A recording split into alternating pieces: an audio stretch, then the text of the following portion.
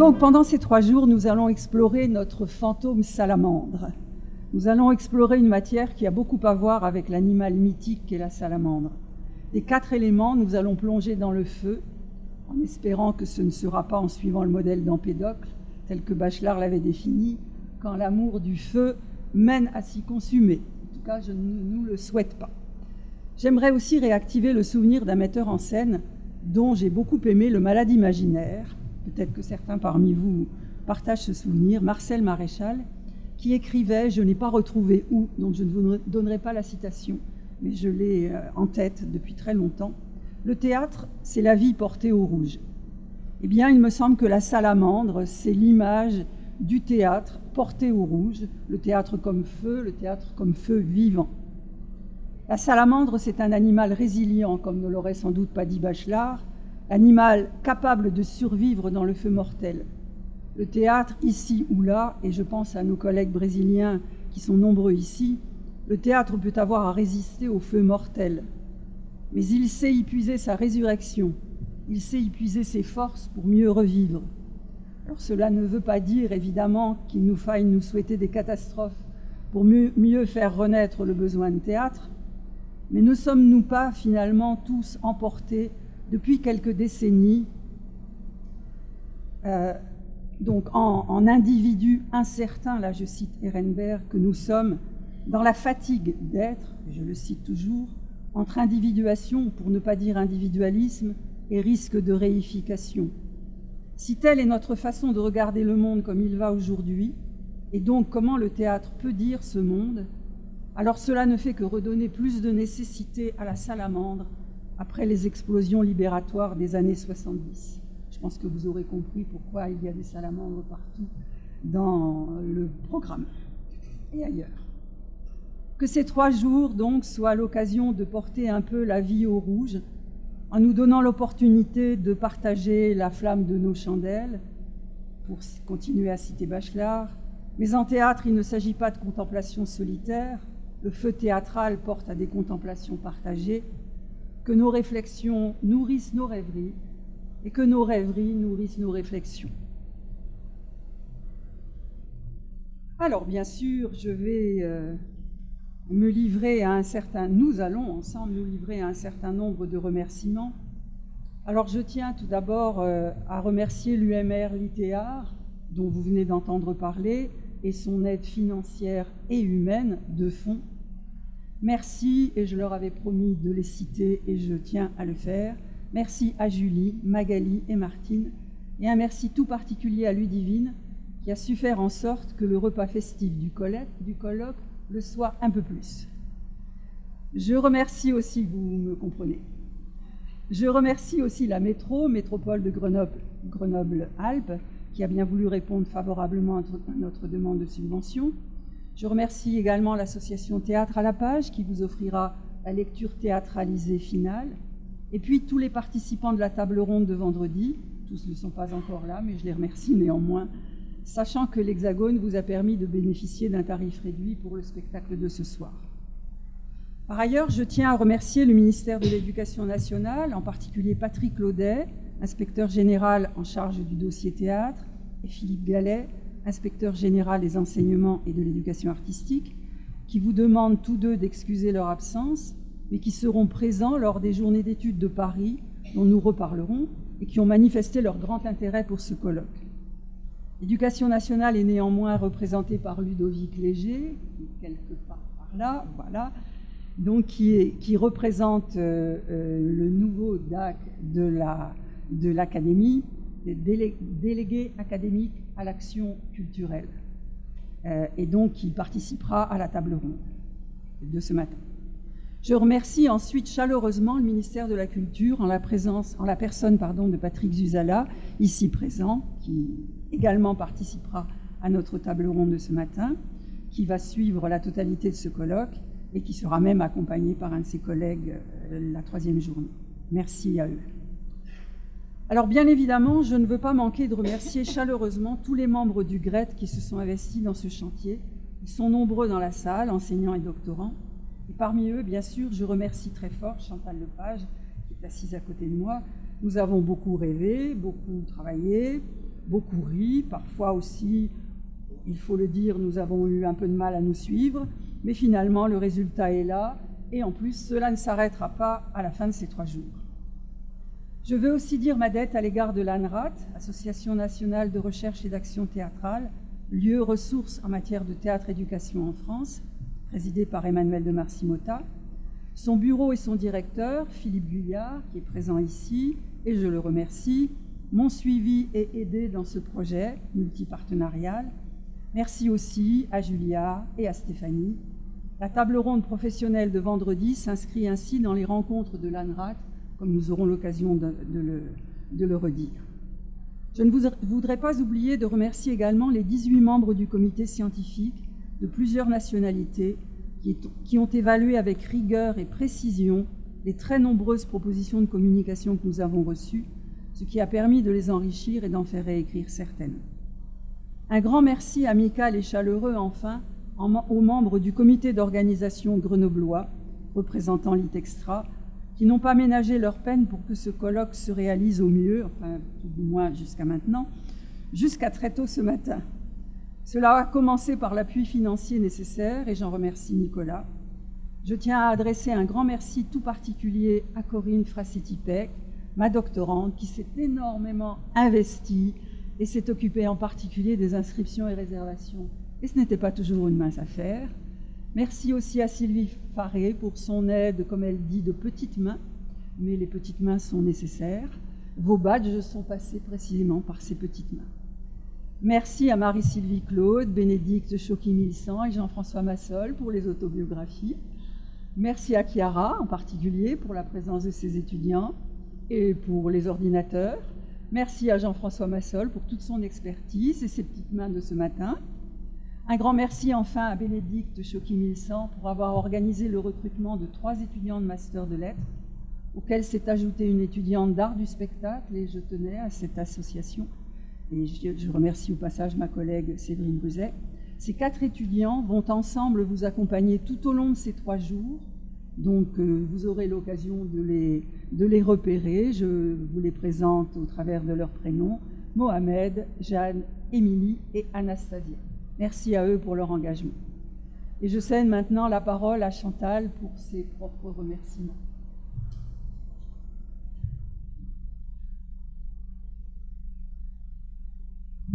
Oui, on m'entend. Alors, bonjour à tous. Merci d'être là ce matin. Alors, j'aimerais remercier Marie pour sa généreuse contribution à la réussite de ce colloque, ainsi qu'aux membres de l'ITEXTRA, de nous avoir attendus en reportant ce colloque d'une année. Alors, parce qu'initialement, c'était prévu pour l'année dernière, mais nous, on avait déjà d'autres engagements au Brésil, donc quand Marie et moi, on s'est rencontrés, on a convenu de ce report-là. Alors, je vous remercie de nous avoir attendus. Je tiens à remercier chaleureusement Marie pour le travail accompli, pour sa rigueur, son engagement dans ce projet et pour le programme que nous allons découvrir au cours des 3 prochains jours. Je souhaite également remercier mes collègues et amis du GRET pour leur présence à Grenoble. Alors, nous sommes 12 personnes du GRET. Vous pourrez les reconnaître. Parmi ces personnes-là, la plupart sont québécois, mais il y a quelques Brésiliens qui sont nos amis.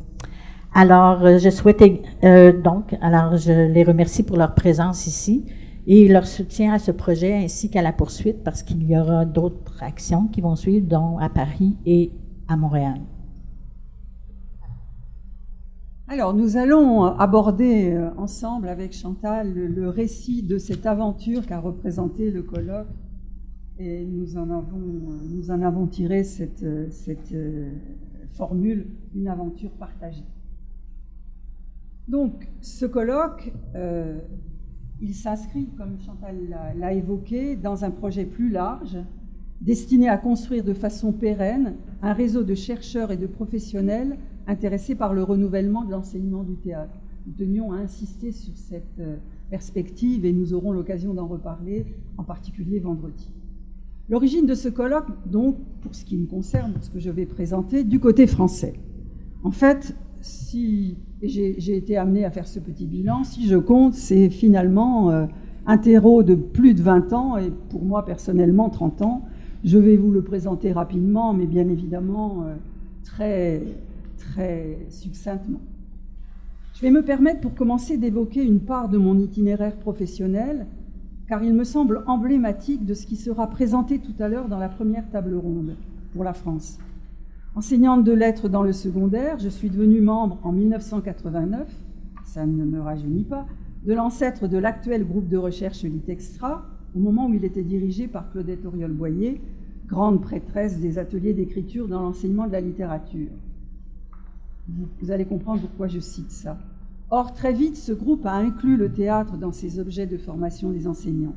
C'est ainsi que je me suis mise à animer des formations théâtre, dont des ateliers d'écriture, en même temps que j'enseignais en collège et lycée, en animant un atelier de pratique artistique, APA, et plus occasionnellement une option théâtre en lycée. Puis le goût de la recherche étant revenu, du fait, et j'ai envie d'y insister, des frottements entre théâtralité et pédagogie, j'ai repris mes études universitaires pour finalement préparer une thèse à Paris 3 je m'en mêle dans mes papiers, une thèse que j'ai faite avec Jean-Pierre Ringart. Et je profite de cette occasion pour vous dire qu'il nous a prié de vous transmettre ses excuses pour son absence à ce colloque. Il a officié comme membre du comité scientifique et nous aurions aimé l'avoir avec nous pendant ces 3 jours, mais bien évidemment, il n'était pas disponible, requis par ses multiples activités, en particulier à Cannes, pour le théâtre. Pendant des années, au sein du groupe de recherche grenoblois, j'ai ainsi pu mettre mes pas dans ceux d'une spécialiste de l'enseignement du théâtre, Annick Briand-Hannequin, alors responsable de la filière art du spectacle, à laquelle je veux rendre hommage ici. En interaction avec nos cours, nous avons ensemble partagé des formations, mêlant jeux, lecture, écriture, lecture de spectacle. Et c'est dans ce cadre que nous avons organisé en 2006, avec Jean-François Massol, qui était devenu responsable du groupe de recherche, un beau colloque consacré à l'enseignement du théâtre contemporain, dont je pense que l'on peut affirmer qu'il est le dernier colloque en date en France consacré à ce sujet. Alors je vous renvoie aux actes, et malheureusement ils sont épuisés, ça je le regrette beaucoup, et à cette époque-là on ne numérisait pas, donc aucun de ces articles, j'ai refait la recherche pour être bien sûr de ne pas dire de bêtises, mais les articles ne sont pas disponibles. Vous en aurez en consultation sur place demain, mais vous ne pourrez pas le trouver. Ce travail commun s'est accompagné de nombreuses journées d'études, de temps de rencontres avec des écrivains, des metteurs en scène, des comédiens, des résidences d'écriture, de jeux, d'abord à l'IUFM, Institut universitaire de formation des maîtres, puis à l'université en lettres et en art du spectacle. Or, en 2008, Annick Briand-Hannequin a pris sa retraite. J'ai dirigé un volume d'hommage en son honneur, mais je me suis retrouvée évidemment un peu esseulée en didactique du théâtre, même si la littérature est aussi mon ancrage. Je suis donc allée chercher une collègue de l'université d'Artois, Sandrine Leport, avec laquelle j'ai organisé un double colloque consacré au théâtre jeunesse. En sont sortis 2 volumes d'actes, et ceux-là ne sont pas épuisés. Et c'est alors qu'est arrivée à Grenoble une collègue spécialiste de didactique de la poésie. Nous avons donc décidé d'unir nos 2 solitudes relatives dans 2 champs qui ont tant à voir, poésie et théâtre, et nous avons fondé le séminaire ETPA, enseigner le théâtre et la poésie d'aujourd'hui. Donc j'ai envie de dire que finalement, quand on regarde tout ça, on se rend bien compte que la recherche universitaire n'est pas une activité froide et désincarnée. Dans le cadre de TPA, elle et moi, avec l'aide de Jean-François Massol toujours, nous avons construit alors une recherche-action de 3 ans intitulée « Donner voix au théâtre et à la poésie d'aujourd'hui en classe de français ». Nous avons organisé plusieurs journées d'études, des formations en partenariat avec la DAC. Nous avons invité des chercheurs, des doctorants ou futurs doctorants, et il y en a dans la salle qui se reconnaîtront, des professionnels du théâtre ou de l'édition, et nous avons nourri un double projet de colloque, un premier en poésie, un second en théâtre. Le colloque consacré à la didactique de la poésie a été organisé... Le colloque consacré à la didactique de la poésie a été organisé par Nathalie Ranoux en 2016, suivi de ses actes, et devait suivre le colloque consacré à la didactique du théâtre. Mais Nathalie Ranoux a quitté Grenoble pour Rennes, et le séminaire ETPA, à nouveau, n'avait plus qu'une jambe pour avancer. Alors qu'à cela ne tienne, nous avons de la ressource dans le monde académique. Le séminaire grenoblois est devenu séminaire interuniversitaire, associant les universités de Grenoble, de Rennes et de Montpellier. En 2017, j'avais donc à réaliser le projet de colloque en didactique du théâtre, avec en tête l'envie qu'existe un réseau de chercheurs sur ces questions, sachant qu'il n'y a pas en France de groupe de recherche consacré spécifiquement à l'enseignement du théâtre. Donc vous comprenez mon intérêt pour le grec au vu de ce constat. Enfin, ce n'est pas le seul, bien sûr. Alors, je m'apprêtais donc à mettre en œuvre ce projet de colloque dans le cadre du séminaire ETPA, sans oublier l'idée que j'avais de collaborer avec les collègues de FLE et de Lettres Anciennes qui ont monté un colloque dont vous voyez la couverture des actes, qui était vraiment très très intéressant, et nous en reparlerons. Lorsque arriva Chantal, tombée du ciel, venue du Québec, à qui je vais céder la parole pour qu'elle vous raconte l'aventure de ce colloque de son point de vue. Alors, merci Marie. Alors, cette aventure a commencé dans le cadre d'un séjour de 5 semaines que j'ai fait en 2017 dans le cadre d'une année sabbatique à Paris. Alors, j'avais en tout cas la prétention de vouloir rencontrer tout ce qui gravitait autour de la planète théâtre-éducation. Donc, plusieurs personnes, groupes rencontrés sont d'ailleurs parmi nous. Alors, je suis très heureuse de les revoir. Et c'est lors de ce séjour, effectué en 2017, que j'ai rencontré Marie par l'entremise de l'ANRAT qui nous avait mis en contact. Alors, cette première rencontre a été un point tournant d'une complicité qui s'est construite autour de ce projet qui comprendra les 3 grandes actions. Alors, depuis, cette relation a fait l'objet de plusieurs allers-retours entre la France et le Québec, beaucoup d'échanges courriels, beaucoup de versions de programmes, des réunions par Skype et quelques visites de Marie au Québec, parce que Marie connaît déjà des gens au Québec et elle a déjà ses aisances, et ce n'est pas moi qui lui ai tout appris ses expressions québécoises. Alors, donc, comme je le disais, ce projet comprend 3 grandes actions, dont 2 journées d'études à Paris qui seront portées par l'ANRAT et un symposium à Montréal qui sera porté par le GRET à l'UQAM. L'UQAM, c'est l'Université du Québec à Montréal, et la plupart des professeurs qui sont associés au GRET viennent de l'UQAM, mais il y a beaucoup d'autres professeurs qui se sont joints au groupe. Et nous aussi, on a une EST, c'est l'École supérieure de théâtre, donc c'est le même acronyme, mais ça ne correspond pas au même organisme. Alors, avec ce projet, Marie et moi... Ah oui, pardon, excusez-moi. Alors, avec ce projet, rapidement, Marie et moi, on s'est mis d'accord sur des grandes orientations auxquelles on tenait à travers ce projet. Et nous avons souhaité, entre autres, mettre à contribution un ensemble de partenaires liés à l'enseignement du théâtre et ouvrir le projet à différents contextes d'enseignement. Dès le départ, nous voulions penser une ou plusieurs actions qui permettraient de voir les différents modèles, c'est ce qu'on va voir aussi aujourd'hui, qui se sont développés dans plusieurs pays et la place que l'enseignement du théâtre occupe dans les curriculums et les parcours empruntés par les élèves au cours de leur formation. Nous souhaitions également installer un fil conducteur d'une action à l'autre, et ça, c'est un rare privilège en recherche que de travailler sur un continuum de plusieurs actions avec différents partenaires. Avec ce projet et les questions qu'il pose, le symbole de la salamandre prend ici tout son sens, c'est-à-dire faire du théâtre en éducation au Québec et ailleurs dans le monde s'avère parfois un acte de résistance. Ça veut dire parfois de protéger certains acquis, de préserver les conditions pratiques des enseignants spécialistes, de faire connaître ce qu'ils font, comment ils le font et pourquoi ils le font ainsi. Mais même s'il y a eu une progression et beaucoup d'acquis au Québec, il faut rester toujours vigilant, car en situation de crise, l'enseignement des disciplines artistiques est souvent remis en question. Il faut souvent rappeler qui nous sommes, aller chercher des appuis des milieux et mettre à contribution la recherche afin de faire voir les retombées des actions accomplies quotidiennement par les enseignants spécialistes qu'on appelle aussi au Québec des artistes pédagogues. Alors maintenant, j'aimerais vous dire quelques mots à propos du GRET.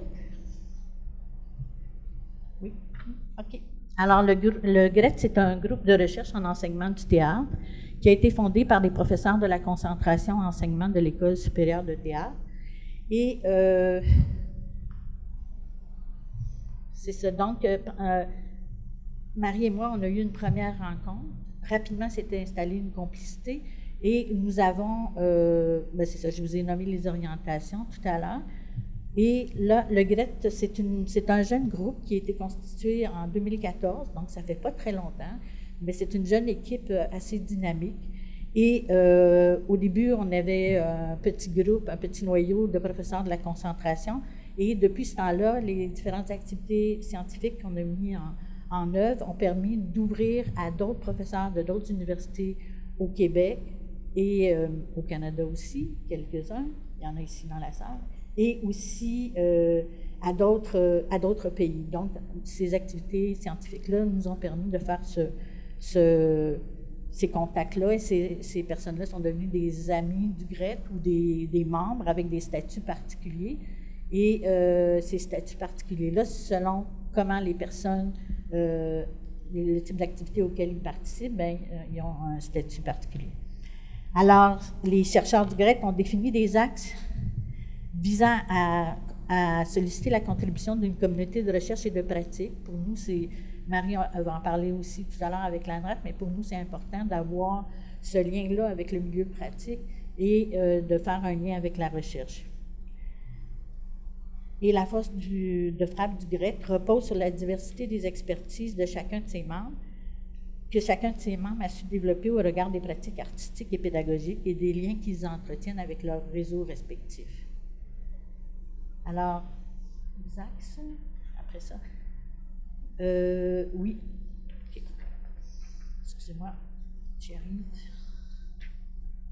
Alors, ici, on voit les activités qui ont été réalisées, même si on est là uniquement depuis 2014.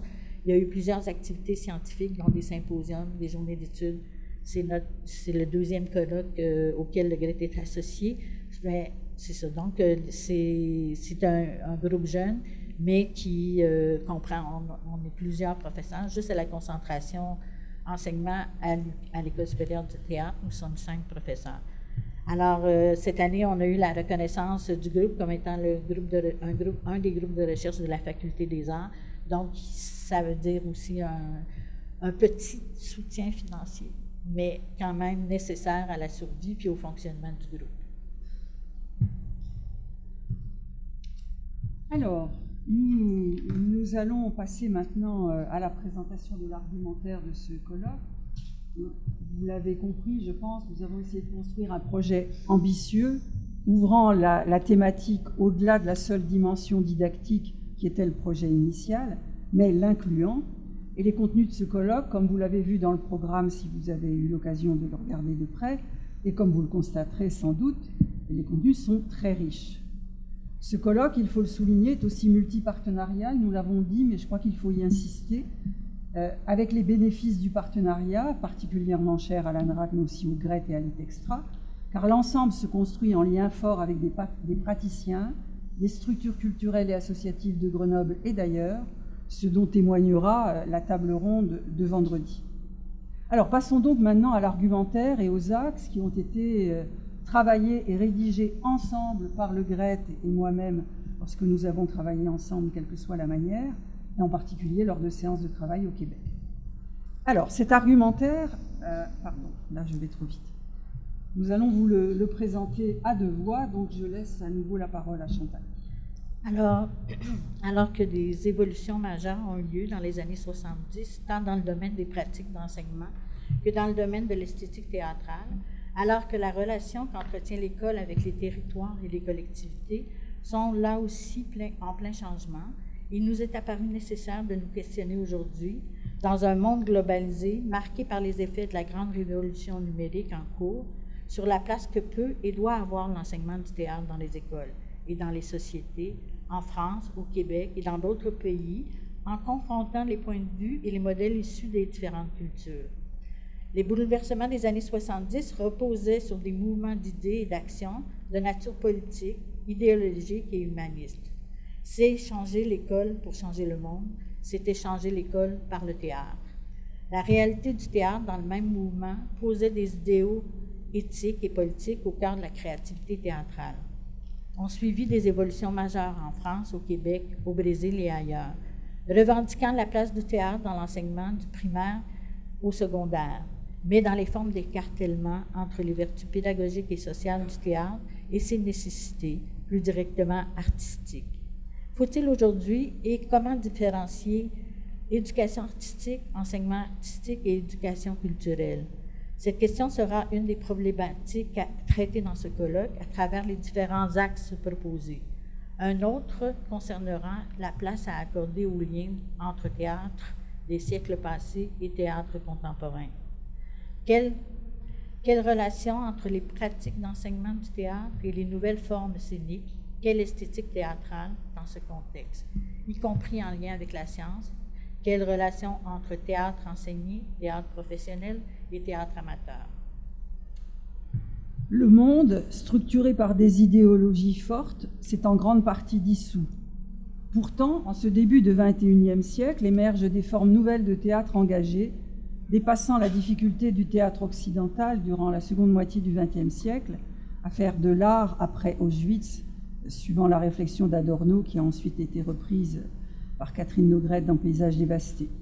Le développement du secteur jeunesse et jeune public au sein du monde théâtral et scolaire s'inscrit sans nul doute dans cette émergence engagée. Parallèlement, nos sociétés semblent vouloir interroger, non sans danger, l'efficacité de leur système d'enseignement, ses financements, ses liens avec la collectivité et les territoires, en particulier dans le domaine des pratiques artistiques. À cela s'ajoutent des questionnements sociologiques, esthétiques et didactiques que pose la place de la littérature dans les pratiques scolaires et sociales sur la base de relations complexes entre théâtre et littérature, comme on a pu l'aborder par le contraire tout à l'heure en introduction. L'actuelle approche didactique par le sujet lecteur ouvre des voies de recherche, en particulier sur les liens intimes entre le théâtre, ses acteurs, ses lecteurs et ses spectateurs. C'est la raison pour laquelle vous a été proposé d'écrire votre autobiographie de spectateur, mais aussi de lecteur de théâtre, de lecteur sur le théâtre et d'auditeur de théâtre. Et si vous ne l'avez pas fait jusqu'ici, il est toujours temps de vous livrer à cet exercice. Nous vous laisserons des feuilles blanches, mais vous pouvez aussi rédiger cette autobiographie, me l'envoyer, nous l'envoyer, et nous en ferons quelque chose. Mais on y reviendra. En tout cas, vous pourrez lire les autobiographies qui ont été reçues.